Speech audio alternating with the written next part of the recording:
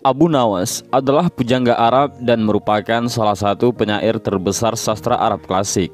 Penyair ulung sekaligus tokoh sufi ini mempunyai nama lengkap Abu Ali Al-Hasan bin Hani Al-Hakami dan hidup pada zaman Khalifah Harun Ar-Rasyid di Baghdad.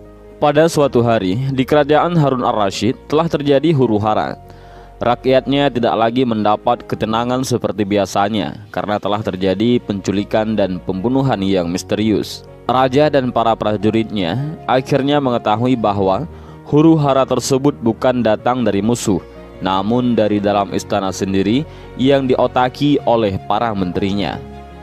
Namun, raja sangat kesulitan untuk mencari siapa yang bersekongkol terhadap tindakan penculikan dan pembunuhan tersebut, karena dia melihat bahwa para menterinya semuanya taat kepadanya. Dari itu, dipanggillah Abu Nawas yang dikenal memiliki otak yang sangat cerdas. Akhir-akhir ini aku gelisah, seolah ada seseorang yang hendak mengkudeta kerajaanku. Apa ada yang salah dengan kepemimpinanku? Tanya raja kepada Abu Nawas. Ampun beribu ampun Baginda. Apa yang bisa hamba lakukan untuk membantu? Kata Abu Nawas balik bertanya. Begini wahai Abu Nawas, ucap Baginda Raja. Berilah cara kepadaku untuk menguji kesetiaan para menteriku. Lanjut Baginda Raja. Baiklah Paduka, berilah hamba waktu sehari saja agar bisa memikirkan caranya, janji Abu Nawas sembari berpamitan kepada raja. Setibanya di rumah, Abu Nawas berpikir keras untuk menemukan cara yang terbaik dan jitu. Belum lagi ketemu jalan keluar, karena kelelahan, Abu Nawas tertidur. Tidur yang sungguh sangat lelap.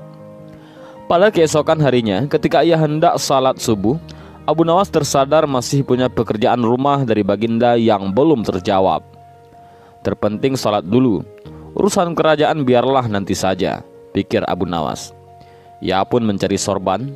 Secara tak sengaja ia menemukan sorban lawas, sorban lusuh yang menebar aroma tidak sedap. Sorban itu memang telah lama tidak dicuci oleh sang istri. Sorban bau ampe inilah yang membuat otak Abu Nawas mendapatkan jalan. Si cerdik ini menemukan cara jitu untuk menguji kesetiaan para menteri kerajaan.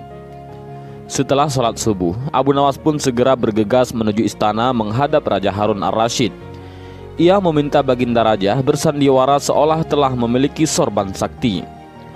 Raja Harun Ar-Rasyid setuju dan melakukan apa yang telah diperintahkan oleh Abu Nawas.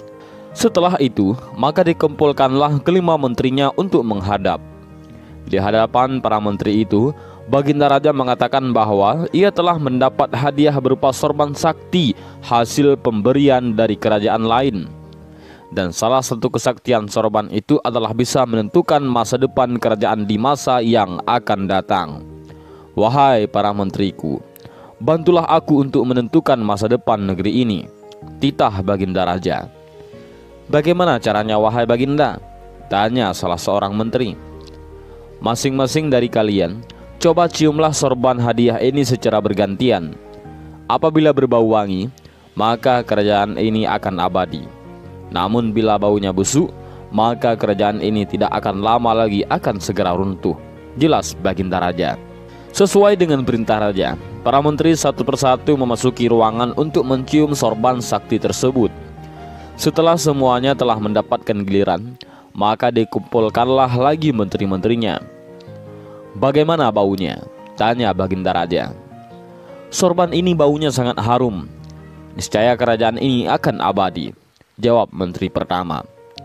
Menteri kedua dan ketiga menjawab sama dengan menteri pertama. Intinya adalah mereka berusaha untuk membuat Baginda Raja senang. Giliran menteri keempat dan kelima angkat bicara. Di luar dugaan, menteri keempat dan kelima ini mengatakan bahwa sorban sakti tersebut baunya busuk dan menyengat hidung.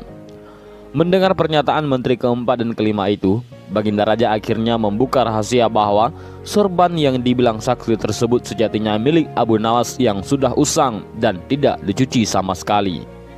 Bergetarlah badan menteri pertama, kedua, dan ketiga. Kini aku tahu siapa di antara kalian yang telah berkhianat kepadaku. Kalian telah terbukti berbohong dan kalian pantas untuk masuk penjara, ujar Baginda Raja. Menteri pertama, kedua, dan ketiga langsung ditangkap dan dimasukkan ke dalam penjara pada hari itu juga. Di sisi lain, Baginda Raja memberikan hadiah kepada menteri keempat dan kelima. Tentu saja Abu Nawas juga mendapat bahagian hadiah untuknya. Dari kisah ini, kita bisa tahu bahwa seseorang yang berkhianat pasti akan menyembunyikan keburukan dan menampakkan kebaikannya. Itulah yang hendak dilakukan oleh Abu Nawas untuk menguji para menteri rajanya.